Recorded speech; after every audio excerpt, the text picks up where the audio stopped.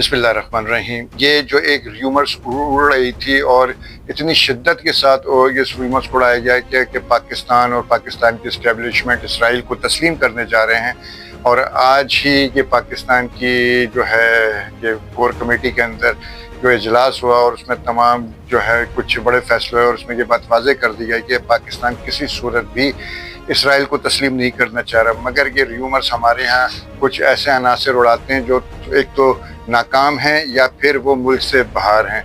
तो ख़ास कर ये लंदन में बैठे हुए कुछ जो है वो पिटे हुए मोहरे जिनकी कोई औकात नहीं है सिर्फ बैठ कर ये कहते सिर्फ इस तरह की बातें कर देना कि अब इसराइल को तस्लीम कर लो, फलाना कर लो, ढिमाका कर लो, जो कि एक र्यूमर्स क्रिएट करता है। तो अल्हम्दुलिल्लाह पाकिस्तान आर्मी की तरफ से वजाहत आ गई है कि पाकिस्तान किसी सूरत इसराइल को तस्लीम नहीं करने जा रहा। दूसरी बात यह है कि पाकिस्तान ही है जो कि मेरा ईमान का हिस्सा है कि पाकिस्तान कायम ही इसलिए हुआ है कि उसे इंशाअल्लाह ताला इसराइल को नेस्त व नाबूद करने में पाकिस्तान का ही किरदार होगा, क्योंकि अरब अब इस काबिल नहीं रहे, इनकी हमियत ख़त्म हो चुकी है, ना इनके अंदर वो अहलियत है।